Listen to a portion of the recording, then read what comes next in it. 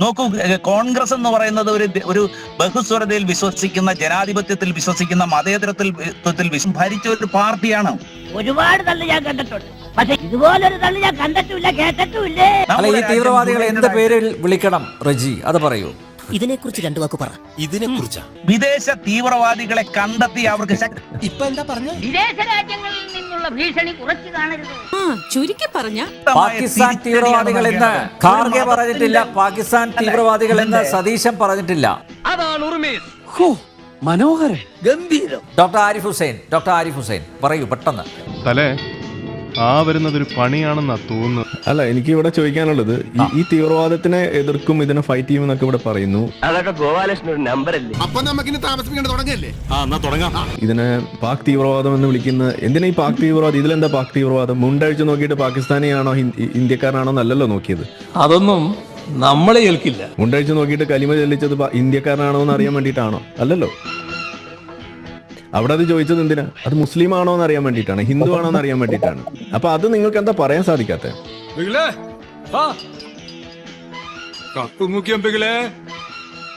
നിങ്ങൾ പറയുന്ന ഈ തീവ്രവാദത്തെ നിങ്ങൾ ഇത് കണ്ടെയ്ൻ ചെയ്യും, ഇതിനെ മുതലെടുക്കുന്നു എന്നൊക്കെ പറയും. ആരാ മുതലെടുത്തത്? ഞാൻ ഇന്നലെ VT ബലറാമിന്റെ ഫേസ്ബുക്ക് പോസ്റ്റ് കണ്ടു. അതിനകത്ത് ഒരക്ഷരം പോലും ഈ പറയുന്ന സാധനത്തെ കുറിച്ച് അവിടെ മിണ്ടിയിട്ടില്ല. എന്താ മിണ്ടാത്തത്? എന്താ മച്ചമ്പി ഇത് പറയണ്ടേ? അതായത് ഇവിടെ നടന്ന ഈ തീവ്രവാദത്തിന്റെ രീതിയെ കുറിച്ച് നിങ്ങൾ പറയണ്ടേ? നിങ്ങൾ ഈ എന്താണ് ഗുജറാത്ത് കലാപത്തിന്റെ ഇടയിൽ നടന്നിട്ടുള്ള നടക്കാത്ത സാധനം അതിനകത്ത് നടന്നിട്ടുണ്ടെന്ന് പറഞ്ഞിട്ട് എന്താണ് മറ്റേ ശൂലം കുത്തിക്കയറ്റിന്റെ കഥയൊക്കെ നിങ്ങൾ പറയുന്നത്? യഥാർത്ഥത്തിൽ അത് എവിടെയാ നടന്നതെന്ന് നിങ്ങൾക്ക് അറിയോ? അതൊന്നും എനിക്കറിയാൻ മേല. നിന്റെ വെടി ഞാൻ കുറെ കേട്ടതല്ലേടാ.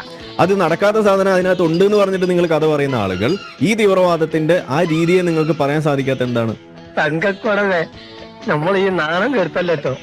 അത് തന്നെയാണ് നിങ്ങളുടെ ഈ പറയുന്ന ഇരട്ടത്താപ്പ് എന്ന് പറയുന്നത്. ഈ കോൺഗ്രസ് എന്ന് പറയുന്ന ഈ പാർട്ടി ഈ രാജ്യത്തെ കുട്ടിച്ചോറാക്കിയത് ഇതുപോലെ തന്നെയാണ്.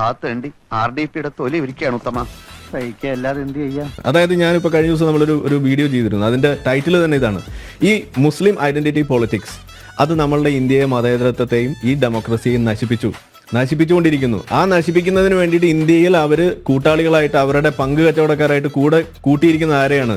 അത് കോൺഗ്രസിനെയാണ്. കാര്യങ്ങളൊക്കെ കൈവിട്ട് പോയല്ലോ തിരുവട്ടമാ. അതിന്റെ കൂടെ ഇപ്പൊ കേരളത്തിലേക്ക് അത് ഇടതുപക്ഷം കൂടി ഉണ്ട്. വെറുതെ എല്ലാ നാട്ടിലെ കള്ളന്മാര് പെരുകുന്നത്. ഇത് രണ്ടും കൂടി ചേർന്നിട്ടാണ് ഈ ഇന്ത്യ കുട്ടിച്ചോറാക്കിക്കൊണ്ടിരിക്കുന്നത്. 100% ഞാൻ യോജിക്കുന്നു. ഇവിടെ ഇപ്പൊ ഏത് വിഷയം നിങ്ങൾ എടുത്ത് നോക്കിയോളൂ, ആർക്ക് വേണ്ടിയിട്ടാണ് ചെയ്തിട്ടുള്ളത്? ഷാബാനു കേസ് ആയിക്കോട്ടെ, വഖഫ് ആയിക്കോട്ടെ, യൂണിഫോം സിവിൽ കാർഡ് ആയിക്കോട്ടെ, ആർക്ക് വേണ്ടിയിട്ടാണ് നിങ്ങൾ ചെയ്തത്? നിങ്ങൾ കുഴിച്ചുമൂടിയത് ഈ മതേതരത്വത്തെയാണ്. ഈ കിട്ടിയതൊന്നുമല്ല, ശരിക്കുള്ളത് കിട്ടാൻ പോണേ ഉള്ളു. ഇന്നിപ്പോ നിങ്ങൾ ഈ തീവ്രവാദത്തിന്റെ വിഷയം വരുമ്പോ അതിന്റെ യഥാർത്ഥ വിഷയത്തെ നിങ്ങൾക്ക് അഡ്രസ് ചെയ്യാൻ കഴിയുന്നില്ല. എല്ലാം കയ്യിൽ നിന്ന് പോവാ. അതിന്റെ രീതിയെ നിങ്ങൾക്ക് പറയാൻ കഴിയുന്നില്ല. അതിനെ പരിഹരിക്കണമെന്ന് നിങ്ങൾക്ക് ആഗ്രഹമുണ്ടെന്നുണ്ടെങ്കിൽ അതിന്റെ യഥാർത്ഥ കാരണത്തെ, ആ രോഗ കാരണത്തെ നിങ്ങൾക്ക് മിണ്ടാൻ കഴിയുന്നില്ല. ഇസ്ലാമികമായിട്ടുള്ള ഡോക്ട്രിൻസ് ആണ് ഇതിന്റെ പിന്നിലുള്ളത് എന്ന് പറയാൻ നിങ്ങൾക്ക് സാധിക്കുന്നുണ്ടോ? ഈ ഗസ്വായ ഹിന്ദ് എന്ന് പറയുന്ന ഈ ഇസ്ലാമിലെ ഡോക്ട്രിൻ, അതിനെ കുറിച്ച് അത് ഈ തീവ്രവാദികളുടെ ലക്ഷ്യമാണെന്നുള്ള കാര്യം നിങ്ങൾക്ക് അറിയോ? തൊലിക്ക് നല്ല കട്ടിയാണല്ലേ. ഇത് തന്നെയല്ലേ അവർ കൊണ്ടു നടക്കുന്നത് എന്ന് നിങ്ങളോട് പറഞ്ഞു കഴിഞ്ഞാൽ നിങ്ങൾ അത് സമ്മതിക്കോ? ഈ 2047 ഇസ്ലാമിക രാജ്യമാക്കാൻ വേണ്ടിയിട്ട് ഇവിടെ നടക്കുന്ന ആളുകൾ കോപ്പ് കൂട്ടുന്ന ആ പ്രവർത്തനത്തിന്റെ ഭാഗം തന്നെയാണിത് എന്ന് പറഞ്ഞു കഴിഞ്ഞാൽ നിങ്ങൾക്ക് അത് സമ്മതിക്കാൻ കഴിയോ? സത്യമാണെങ്കിലും എനിക്ക് അംഗീകരിച്ചു പറ്റുമോ? പിന്നെ നിങ്ങൾ പറഞ്ഞത് ഇതിനൊന്നും രാഷ്ട്രീയപരമായിട്ട് ഉപയോഗിക്കരുതെന്നാണ്. ഇവിടെ പുൽവാമ അറ്റാക്ക് നടന്നു, ഇതേ തീവ്രവാദികൾ നടത്തിയ അറ്റാക്കാണ്. നിങ്ങളല്ലേ അതിനെ രാഷ്ട്രീയവൽക്കരിച്ചത്? മോദി ഇലക്ഷൻ ജയിക്കാൻ വേണ്ടിയിട്ട് ഉണ്ടാക്കിയതാണെന്ന് പറഞ്ഞത്. എന്ത് ചെയ്യാനാടാ, ഞാൻ ഇങ്ങനൊരു ദുരന്തനായി പോയി. അപ്പൊ അതിനെ രാഷ്ട്രീയവൽക്കരിച്ചത് നിങ്ങളല്ലേ?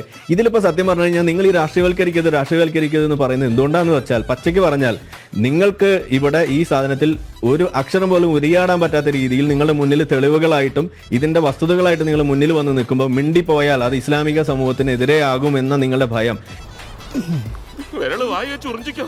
അവിടെ നിങ്ങൾ മനസ്സിലാക്കരുത്. ഇത് ഇസ്ലാമിനെതിരെ, മുസ്ലിങ്ങൾക്കെതിരെ അല്ല ഇവിടെ പറയുന്നത്, ജിഹാദികൾക്കെതിരെയാണ് നമ്മളിവിടെ പറയുന്നത്.